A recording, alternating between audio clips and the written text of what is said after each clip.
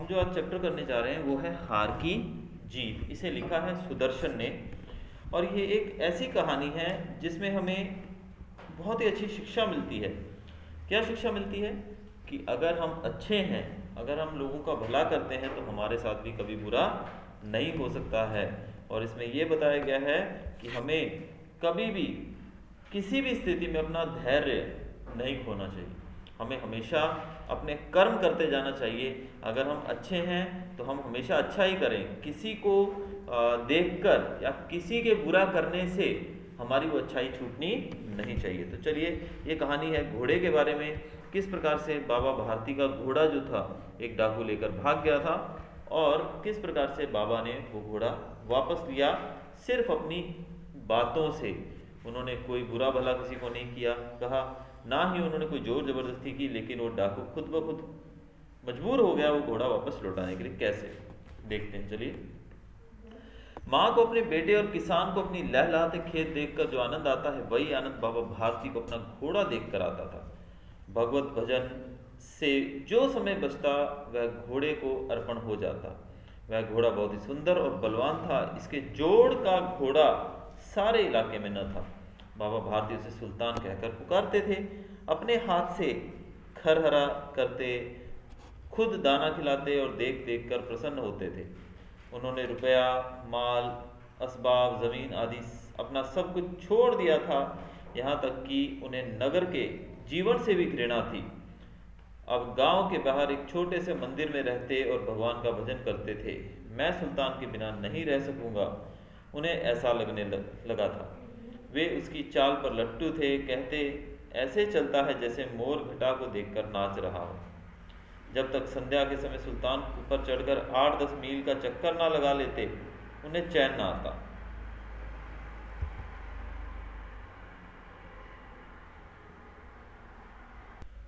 तो जैसे एक माँ अपने बेटे को देखकर खुश होती है, जैसे किसान अपनी फसल को खिलखिलाते देखकर खुश होता है, वैसे ही बाबा भारती अपने घोड़े को देखकर खुश होते थे। उनका घोड़ा बहुत ही उत्तम किस्म का था, जिसका नाम उन्होंने सुल्तान रखा था। और जब तक बाबा भारती उसे खाना भी अपने हाथ से खिलाते थे, और जब तक उस पर वो एक 8-10 मील का एक चक्कर ना लगा कर आए, तब तक उनको चैन नहीं मिलता था। वो घोड़ा पूरे इलाके में प्रख्यात था। बाबा भारती अपना सब कुछ त्याग कर गांव में एक मंदिर में बस गए थे। वहीं पर वो रहते थे और पूरा दिन भगवान का भजन करते थे। मौका मिलता था तो वो अपने घोड़े की सेवा करते थे और कहते थे कि घोड़े की चाल तो बहुत ही मस्त है। खड़क सिंह उस इलाके का कुख्यात डाकू था। तो खड़क सिंह नाम का एक डाकू वहां रहता था, और लोग जो थे उसका नाम सुनते ही कांपते थे। और धीरे धीरे सुल्तान, जो कि घोड़ा था, वो इतना सुंदर था, उसकी जो इतनी ज़्यादा प्रशंसा की जाती थी लोगों के द्वारा कि वो देखने में भी इतना सुंदर था और चलने में भी बहुत ही अच्छा था। तो जब खड़क सिंह को इसकी खबर मिली तो उससे रहा नहीं गया। एक दिन दोपहर को वो बाबा भारती के पास आ गया और उनको नमस्कार कर कर वहाँ बैठ गया। बाबा ने पूछा, खड़क सिंह क्या हाल है? खड़क सिंह ने सर झुकाकर कहा, आपकी दया है। तो बाबा ने पूछा, इधर कैसे आए हो? तो सुल्तान की चाह खींच लाई, यानी कि मुझे सुल्तान चाहिए, मैं सुल्तान लेने आया हूँ। तो बाबा कहते हैं, बहुत ही विचित्र जानवर है, तुम देखोगे तो बहुत प्रसन्न हो जाओगे, तुमको बहुत मज़ा आएगा। मैंने भी बड़ी प्रशंसा सुनी है, उसकी चाल तुम्हारा मन मोह लेगी। तो खड़क सिंह कहता है, मैंने भी बहुत प्रशंसा सुनी है उसकी। और बाबा कहते हैं, वो इतना सुंदर है कि वो तुम्हारी उसकी चाल जो है वो तुम्हारा मन मोह लेगी। क्या कहना, जो उसे एक बार देख लेता उसके हृदय पर उसकी छवि अंकित हो जाती। यानी कि अगर कोई व्यक्ति सुल्तान को एक बार देख लेता था तो सुल्तान उसके मन में बस जाता था। तो वो कहते हैं, खड़क सिंह कहता है कि बड़े दिनों से इच्छा थी उससे मिलने की, तो आज मैं आ गया हूँ। बाबा भारती और खड़क सिंह जो थे वो अस्तबल में पहुंचे। अस्तबल मतलब जहाँ पर घोड़े को रखा जाता है, वो दोनों वहाँ पहुंचे। बाबा ने उसे घोड़ा दिखाया बड़े घमंड से, क्योंकि घोड़ा किसका था? बाबा का था ना। बोलते ना कोई चीज़ अच्छी होती है तो वो देखो यार ये मेरा है, तो ऐसे दिखाया। खड़क सिंह ने घोड़े को देखा और बहुत ही आश्चर्य हुआ उसे। उसने बहुत घोड़े देखे थे, लेकिन ऐसा घोड़ा उसने कभी नहीं देखा था। और वो सोचने लगा कि अगर ऐसा घोड़ा मेरे पास नहीं होगा, मतलब मैं तो एक बहुत बड़ा डाकू हूँ, तो ये घोड़ा तो मेरे पास जमेगा, ये बाबा का क्या काम इसका, बाबा तो छोटे से एक आम से मानुस हैं। तो वो सोचने लगता है कि अगर मैं इस घोड़े को ले लूँ तो, और वो सोचता है कि ये तो साधु है, साधुओं के पास घोड़ों का क्या काम, घोड़े तो चोर लुटेरों के पास होते हैं, डाकुओं के पास होते हैं, या फिर राजाओं के पास होते हैं, सेनाओं के पास होते हैं। तो उसके मन में एक अजीब सी हलचल मच गई और वो बोला, परंतु बाबा जी इसकी चाल तो मैंने देखी ही नहीं। उसके मन में ऐसा हुआ कि इस घोड़े को मैं लेकर उड़ जाऊं, और उसने बाबा से कहा कि मैंने इसकी चाल नहीं देखी। तो बाबा इतनी ज़्यादा प्रशंसा सुनी उन्होंने। अब कोई तुमको बोले यार तुम्हारी गाड़ी तो बहुत अच्छी है यार, चलती कैसी है, तुम बोलोगे ले यार चाबी ले, चक्कर मार के आ। अब वो वापस चक्कर मार के नहीं आएगा तो हम क्या करेंगे। तो बाबा ने क्या किया, बाबा ने घोड़ा खोलकर बाहर ले गए और घोड़ा बड़ी तेजी से दौड़ने लगा। अब उसकी दौड़ देखकर, उसकी चाल देखकर खड़ग सिंह और ज़्यादा व्याकुल हो गया, क्योंकि वो डाकू था, और डाकू क्या होते हैं, वो कोई कानून नहीं मानते हैं, जो चीज़ पसंद आए उसे ले लेते हैं।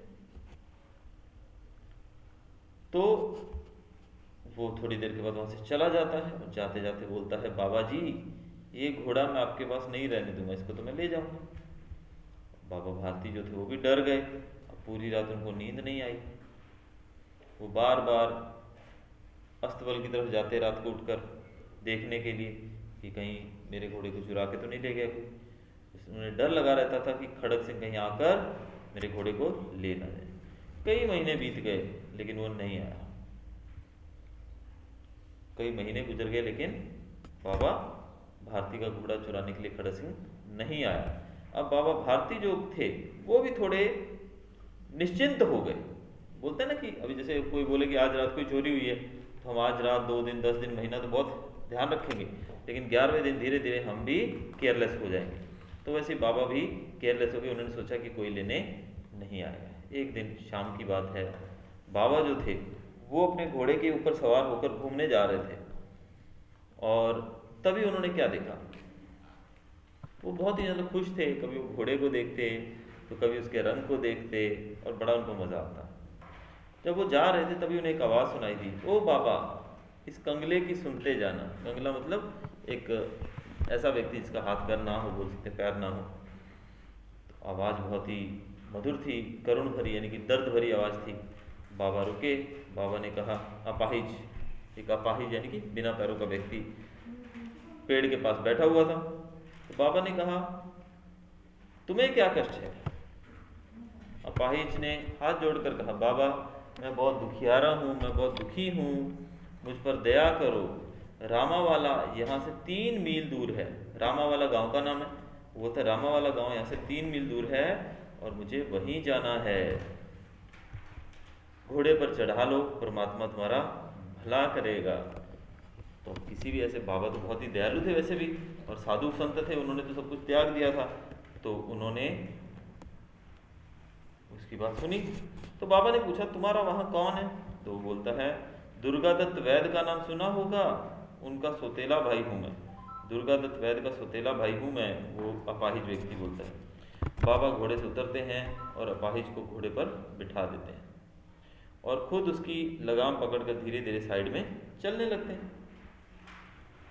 तभी एक उनको झटका लगता है और उनके हाथ से लगाम छूट जाती है। ये देखकर वो काफ़ी ज़्यादा आश्चर्यचकित हो जाते हैं और देखते हैं कि सामने घोड़े की पीठ पर जो अपाहिज व्यक्ति को बिठाया था वो तो एकदम सीधा होकर मस्त बैठा है एकदम, और घोड़े को भगाता हुआ ले जा रहा है। इससे वो चिल्ला उठे, वो तो बहुत डर गए, दुख हुआ उनको उनके घोड़े के जाने का, और वो चिल्ला उठे। एक्चुअल में वो अपाहिज कौन था, डाकू खड़ग सिंह, वो भेष बदल कर आया था। बाबा कुछ देर तो चुप रहे और फिर पूरे बल से वो चिल्लाकर बोले, जरा ठहर जाओ। बाबा पहले तो चुप रहे, फिर जोर से बोले, ठहर जाओ। खड़ग सिंह ने आवाज़ सुनी तो घोड़ा रोक लिया और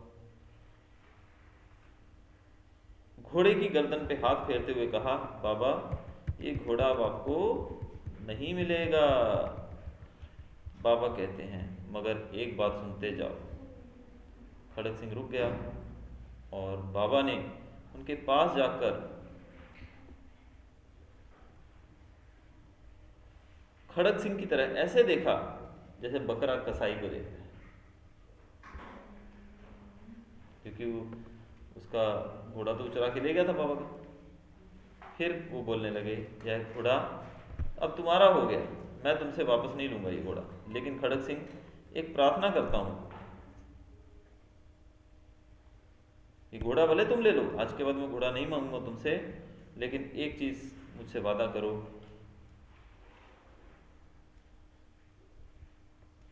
कि तुम ये जो घटना हुई है हमारी, इसके बारे में किसी से जिक्र नहीं करोगे। खड़ग सिंह भले चोर था, लेकिन आपने देखा होगा पुराने समय में चोर डाकू जो थे वो भी अपने गुरुओं का, हम बोल सकते हैं, या जो गुरु होते हैं उनकी बड़ी इज्जत करते थे, पंडितों की वगैरह। तो यहाँ पर बाबा जो थे वो भी ऐसे एक महान व्यक्ति थे। तो वो कहता है, बाबा जी जो आप आज्ञा दोगे मैं वो करूँगा, मैं तो आपका दास हूँ, लेकिन हाँ ये घोड़ा मैं वापस नहीं करूँगा, बाकी कुछ भी मांग लो। तो बाबा कहते हैं, घोड़े का नाम मत लो, घोड़ा बस तुम्हारा हो गया, मैं इस बारे में बात ही नहीं करूँगा, लेकिन मेरी सिर्फ यही एक गुजारिश है कि इस घटना के बारे में किसी को बताना मत। खड़ग सिंह हक्का बक्का रह गया। उसे लगा था कि वो तो घोड़े को लेकर भागेगा और इसके बाद सब लोगों को बाबा जाकर बताएंगे कि खड़ग सिंह ने मेरा घोड़ा चुरा लिया, एटसेट्रा एटसेट्रा। लेकिन बाबा ने तो कहा कि घटना किसी के सामने बताना मत। तो सोचता इससे क्या होगा। खड़ग सिंह सोचता रहा, बहुत दिमाग लगाया, लेकिन था तो डाकू, नहीं समझ में आई बात। फिर बाबा की तरफ देखकर कहने लगा, बाबा इसमें आपको क्या डर है, अगर मैं किसी को बताता हूँ ऐसा तो आपको क्या डर है। तो बाबा बोलते हैं, अगर तुम लोगों को इस घटना के बारे में बताओगे तो वो लोग किसी गरीब पर विश्वास नहीं करेंगे। बाबा ने कहा कि जिस प्रकार मैंने देखा कि तुम एक अपाहिज का भेष बदल कर बैठे थे, तो मैंने तुम पे तरस खाया ना, दया खाई। तो अगर कोई व्यक्ति सोचेगा, इस घटना को सुनाओगे तुम लोगों को, तो लोग सोचेंगे कि कोई भी गरीब अगर रास्ते में बैठा हो तो उसकी मदद नहीं करने का, क्योंकि हो सकता है वो डाकू निकले। तो इस तरीके से लोग दूसरों की मदद नहीं करेंगे, खासकर गरीबों की।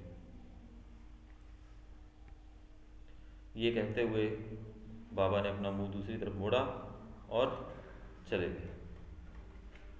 बाबा चले गए, लेकिन बाबा के कहे हुए शब्द जो थे वो खड़ग सिंह के कानों में गूंज रहे थे। वो सोचता रहा कि कितना महान व्यक्ति है, कितने पवित्र भाव हैं इसके अंदर। मैंने इसका घोड़ा चुराया, ये बेचारा उसके बारे में मुझे दूसरों को बताने से मना बोला। वो सोचता है कि बाबा को घोड़े से कितना प्रेम था। लेकिन आज एक समय था जब बाबा कहते थे मैं घोड़े के बिना नहीं रह सकूंगा, लेकिन आज वो रात भर उस समय उसकी रखवाली भी करते थे, पूरी पूरी रात उस पर चक्कर मारने जाते थे, उसको खाना भी अपने हाथों से खिलाते थे। लेकिन आज सिर्फ मेरी वजह से घोड़ा उनके पास नहीं है, और वो तो ठीक है नहीं है, लेकिन इसके बावजूद बाबा ने कहा कि ये घटना किसी को बताना मत, वरना गरीबों के ऊपर से लोगों का विश्वास उठ जाएगा। तो वो कहता है कि ऐसा मनुष्य मनुष्य नहीं है, ये तो देवता समान है। रात के अंधकार में खड़ग सिंह जो था वो फिर से मंदिर आया। चारों ओर सन्नाटा था, आकाश में तारे चमक रहे थे, गांव के अंदर कुत्ते भौंक रहे थे, मंदिर के अंदर कोई शब्द सुनाई नहीं दे रहा था, चुपचाप सन्नाटा था चारों तरफ। तभी खड़ग सिंह सुल्तान की बाग पकड़े हुए वहां आता है, यानी कि सुल्तान की जो रस्सी होती है ना, उसको पकड़ के आता है, और धीरे से वो अस्तबल, स्टेबल होता है ना, घोड़ा रखा था जहाँ पे स्टेबल, उसका फाटक खुलता है। फाटक एक्चुअल में पहले से ही खुला था, खुला हुआ था, क्योंकि वहाँ पे कुछ था ही नहीं ना, पहले तो घोड़ा था इसलिए बंद रखते थे। किसी समय पे बाबा वहाँ पर लाठी लेकर पहरा देते थे, लेकिन आज उन्हें किसी भी चोरी का डर नहीं है, क्योंकि घोड़ा तो ऑलरेडी चोरी हो चुका है। खड़ग सिंह अंदर जाकर घोड़े को जहाँ वो था वहाँ पर बांध देता है और खुद वहाँ से चुपचाप फाटक बंद करके निकल जाता है। और उसकी आंखों में नेकी के आंसू आ जाते हैं। मतलब उसने अच्छा काम किया ना, एक डाकू को भी अच्छा काम कर सकता है नहीं, लेकिन उसने किया। ठीक है, रात का तीसरा पहर बीत चुका था, यानी कि सुबह होने वाली थी, चौथा पहर आरंभ होने वाला था। तभी बाबा ने अपनी कुटिया से बाहर निकल ठंडे जल से स्नान किया, क्योंकि आपको पता है साधु संत लोग सुबह सुबह उठ जाते हैं, तो अर्ली मॉर्निंग उठ गए और ठंडे जल से स्नान किया। उसके बाद जैसे उनके दिमाग में कोई सपना चल रहा हो, क्योंकि रोज आदत थी ना, उठ के नहाएंगे और फिर घोड़े को जाके देखेंगे, घोड़ा नहीं था, लेकिन फिर भी आज उनका मन हुआ फिर से वहां जाके देखने को। तो जब वो वहां गए